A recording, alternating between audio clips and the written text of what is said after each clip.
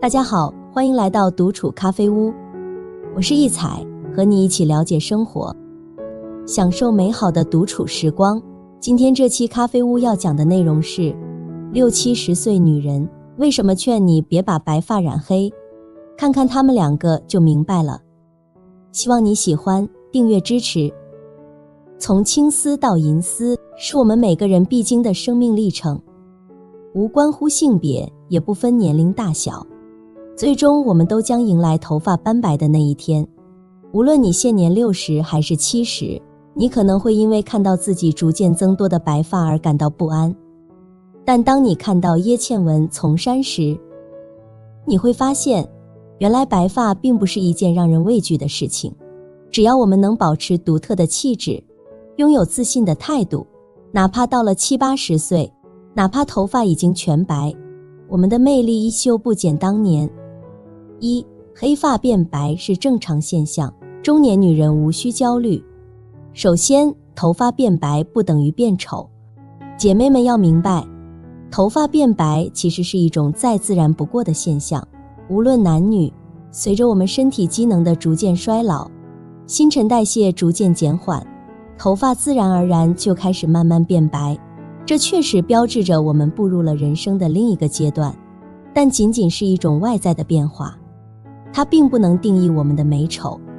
其次，人人都会长出白发，叶倩文和丛珊也逃不过。白发并不是我们的敌人，就连叶倩文和丛珊这样的女神也无法避免。想想她们年轻时的模样，秀发乌黑亮丽，肌肤饱满，面容青涩，散发着年轻女孩的独有魅力。然而岁月流转，头发变白，胶原蛋白流失，但她们却因此多了一份成熟女性的知性与优雅。这是岁月赋予的独特气质，更加珍贵和难得。从黑发到白发，我们经历了许多，也收获了许多。我们的内心变得更加成熟稳重，气质也更加沉稳。看看叶倩文和丛珊，即便到了老年，满头白发，但她们的面容依然透露出自信乐观，那种从容不迫，那种对生活的热爱，完全看不到老年将至的疲惫和老气。有白发的女人，请你避开这些发型雷区。雷区1，烫染夸张发色，俗气不高级。很多中年女人过度地关注发色，尤其是头发变白之后，就立马想方设法地想要染一个时髦的发色。然而很多中年女人却频繁地在发色烫染上踩雷。比如说，有很多姐妹喜欢去染这种夸张的发色，像红色或者是一些亮度比较高的发色，虽然看上去很洋气，然而你自身的气质却无法驾驭这些发色，反而会给人一种很夸张的油腻感。而单调的黑发又会显得气色暗沉，缺乏时尚感，反而像这些女神，她们保持了自然的白发，感觉更加的纯粹大方。雷区2，烫发太夸张蓬松，不好打理，显俗气。自然的保留白发，可以让我们保持属于中年人的原生美。然而，如果你头发已经变白了，还任意的去烫染，非常有可能会频繁的出错。有些姐妹在烫发的时候喜欢去烫这种高颅顶爆炸头，头发吹得蓬松，而且颅顶太高，这样的发型非常容易造成头重脚轻的感觉，同时也会觉得很夸张，平时打理起来更是很耗费时间。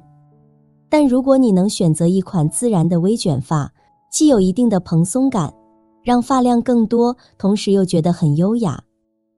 雷区3，发色不均匀，看起来邋遢。当然，如果你头发属于黑白渐变的发色，建议你们可以试着在秋天来临之际，试着全部染成白发。这样的话，几乎可以是一劳永逸的，不用担心染其他的发色和新长出来的发根颜色有分裂感。还可以依靠这种统一的发色，让我们的发质看上去更健康有光泽，不会显得邋里邋遢的。气质女神带给你的发型思路，快抄笔记。要点1，发型长度推荐短发不过肩。虽然长发造型有着它独特的魅力，但日常的打理工作却让人望而却步。随着年龄的增长，脱发问题也逐渐成为我们不得不面对的现实。如果头发不够浓密，长发紧贴头皮，反而会凸显出我们的脸型，让脸部看起来更加宽阔。因此，短发是一个值得尝试的选择。它不仅方便日常打理，还能为你的形象增添一份成熟与自信。短发的造型能够巧妙地掩饰脱发的困扰，让你的发量看起来更加丰盈，同时也能更好地修饰脸型，让你的轮廓显得更加精致。要点2，刘海怎么剪？避开厚重刘海。姐妹们，你有发际线后退烦恼吗？其实我们有办法巧妙应对，给自己添上一款刘海，就是个不错的选择。但是选择刘海时，我们得避免那种过于沉重的齐刘海。虽然曾经流行，却与我们现在的风格不相称。厚重的刘海覆盖额头，会让人显得缺乏活力，甚至拉低了我们的整体气质。相反，我建议尝试一下3-7分刘海或者8字刘海，这样的发型既能够巧妙地遮掩发际线，又不会显得过于死板，为我们的面容增添了一丝灵动和时尚感，让我们的气质更加出众。要点3，配饰搭配发型，气质爆棚。选择一款合适的发型后，姐妹们就要将注意力放在整体装扮上。细节配饰的巧妙点缀，往往能给你的造型增添不少时尚感。就像叶倩文和那些气质出众的女人，尽管她们已满头白发，但选择合适的烫发后，再配以耳环、帽子等配饰进行修饰。这些配饰与发型相互映衬，无形中提升了她们的个人魅力。要点4，妆容搭配时髦发型，满头白发依旧不显老。妆容对女人而言至关重要，不分年龄。无论你是青丝如瀑还是白发苍苍，只要觉得自己状态欠佳，气色不够红润，都可以花一点时间简单的打个底，让肌肤显得更白皙清透。同时画一画眉毛，抹一点唇妆，整个人就会瞬间精神焕发，即使白发满头也丝毫不见老态。你看丛珊和叶倩文，尽管岁月在他们的脸上留下了痕迹，胶原蛋白不再如年轻时那般饱满，面部也有些发腮，但他们妆容淡雅，依旧神采奕奕。搭配上时髦且有气质的短卷发，完全不见大妈的气息。白发苍苍的叶倩文和丛珊为何依然美丽动人？只因为他们对岁月毫无畏惧，坦然接受，这份从容格外迷人。他们早已放下了年龄焦虑，面对岁月的增长，总是淡然一笑。看着白发逐渐增多，他们依然从容不迫。63岁北京奶奶亲身示范白发不染，穿衣不妖艳，到老都没有大妈感。都说20岁的美丽是上天的恩赐，而30岁之后，岁月的沉淀和经历的积累，才慢慢塑造出现在的你。我们大多数人都是平凡的，但随着年龄的增长，谁又能说我们平凡人不能蜕变为优雅的气质女性呢？只是我们需要在塑造个人形象和气质上多下点功夫。看看这位女性朋友，年轻时的容貌或许并不出众，五官也不够完美，但到了60岁，她却焕然一新。她的着装充满活力，气质非凡，甚至比年轻时还要迷人。随着年龄的增长，身体状况自然会有所下降，白发和皱纹也随之而来，但这些都不是让你放弃自己的原因。缺乏精神和活力才是自我放弃的开始。面容显得疲惫，穿着随意，头发也不再打理，又怎能谈得上美丽呢？1. 基础款式显年轻的秘诀。1. 年轻时与现在，时尚是个轮回。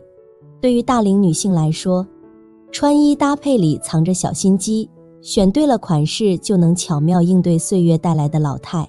年轻时，我们或许热衷于追逐那些高饱和度的颜色，还有那些蝴蝶结、蕾丝边等少女感爆棚的服饰。但如今，这些元素反而与我们本身的气质相冲撞，显得刻意扮嫩，失去了那份从容与自然。这位北京姐妹更偏爱那些基础款，比如简约的衬衣、经典的牛仔裤、大气的阔腿裤等。这些款式没有年龄的限制，下至3、4岁的小孩，上至70、80岁的老太太都能轻松驾驭。时尚真的是个轮回，年轻时追求的潮流，或许在某个不经意的瞬间，又悄悄回到了我们的身边。但这一次，我们学会了选择，学会了与自己和解，学会了在岁月的沉淀中绽放出属于自己的独特魅力。2、风格不单一。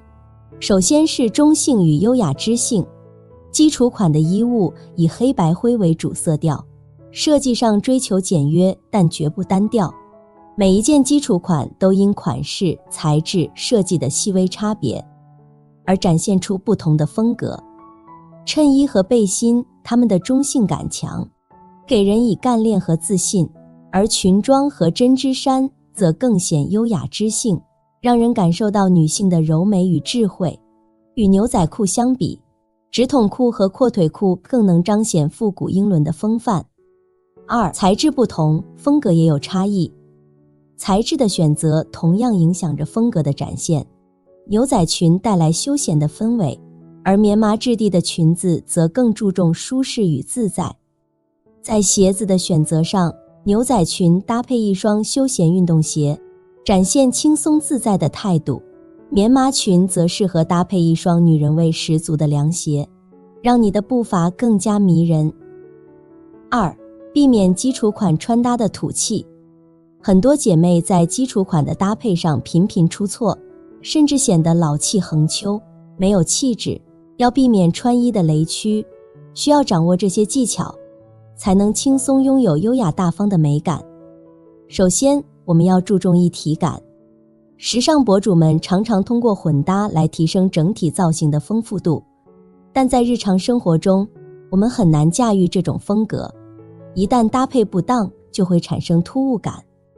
因此，我们可以先尝试一体感的搭配，让身上的单品相互协调。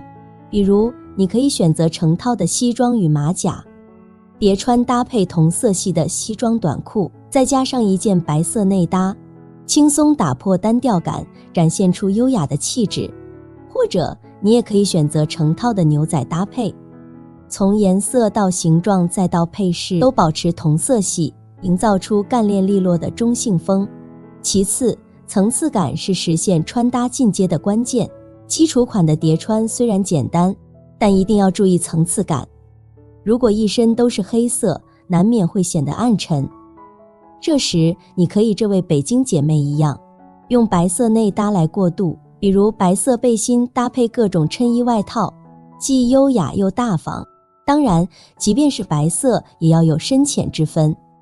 比如纯白色和米白色的结合，就能让整体造型更有层次感。同时，领口的变化也是提升层次感的关键。不同的领口设计，能够展现出不同的气质和风格。最后，换一种穿法也能让基础款服饰焕发出新的活力。我们可以尝试变换一下穿衣方式，比如将塞衣角和露领口结合起来，尤其是在叠穿的时候。同时，外套的扣子也可以适当解开几颗，让整体造型更加轻盈清爽。这样的小改变，就能让你的基础款服饰焕发出高级独特的美感。2、穿衣不花也优雅的方式。第一，颜色、简约色与设计感。大道至简，而对于简约的服饰来说，本身颜色就不张扬，服饰稍微带点设计感会更为出彩。比如裙摆开叉的牛仔裙，当然，开叉的程度不用太高，露一点小腿，拿捏优雅得体的气质。除此之外，一点经典元素的加入更具有法式意味，比如条纹、格纹、千鸟格等。单一大色块或鲜艳色搭配基础色，这位北京姐妹并不是完全避讳鲜艳的颜色。但相比于大妈感的花哨穿搭，各种颜色设计的叠穿反而显老显土。她的穿搭则体现了穿衣不花也优雅的细节，选择单一的大色块，搭配基础色可以削弱色彩的不适感。从色彩本身上看，还降低了色彩的饱和度。当颜色足够明亮时，缩小色彩的比例放在鞋子这一小面积配件上是比较合理的。第二，注重比例，避免油腻。中年女人往往面临身材的变化，假胯宽、身材发福是常见问题，这会让气质显得油腻。穿衣搭配时，比例至关重要，掌握得好，便能轻松显高显瘦，穿出优雅气质。首先是避免腰部分割和软塌感，穿衣时得注意腰部的处理，避免五五分或是腰部分割带来的软塌感，不要简单的以腰部为重心，否则容易让目光聚焦于此，暴露身材的不足。即便是选择对比色搭配，如深色上衣配浅色下装，深色部分也应适当偏长点，营造纵向延伸感。内外搭配时，整体感很重要。内搭最好保持同色系，外套则可选择与内搭有明暗对比的款式，敞开穿着，面料挺阔，避免软塌，这样既能显瘦，又能增添层次感。很多姐妹偏爱用腰带来凸显比例，腰带的位置很关键，提高腰带的高度，拉长整体比例，对小个子女性来说尤为重要。记住，腰带的真正作用在于营造优美的身材线条，而非简单的勒紧腰部。其次是松紧协调，宽松虽能遮肉，但也可能显得臃肿，紧身则容易暴露身材缺陷。选择上衣时，合身且略带余量的款式最为适宜，这样的设计既有廓形感，又不会过于紧绷，同时上下顺色搭配，能巧妙地延伸身形，比轻易勒出的高腰线更显自然与优雅。3. 加入金银首饰。一身穿搭若是总觉得少了点质感，那很可能是缺少了首饰这一关键点缀。提及首饰，女人随着年纪的增长，会越来越偏爱佩戴金银首饰。其实，金银本身并无俗气之说，关键在于你如何佩戴，小面积点缀即可，无需过多。而在款式的选择上，那些带有光泽感的首饰更能吸引眼球。如果尝试叠戴，长短不一的首饰搭配起来，层次感会更加鲜明，为你的穿搭增添不少光彩。除了首饰，丝巾也是中年女性打造优雅气质的绝佳选择。在选择丝巾时，款式不宜过于宽大，颜色也不宜过于繁杂，简约的设计往往更能凸显你的气质。3. 保留白发，老了也很酷。1.